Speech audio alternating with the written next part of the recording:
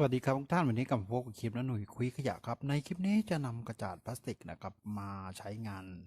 ครับโดยการนำมาเป็น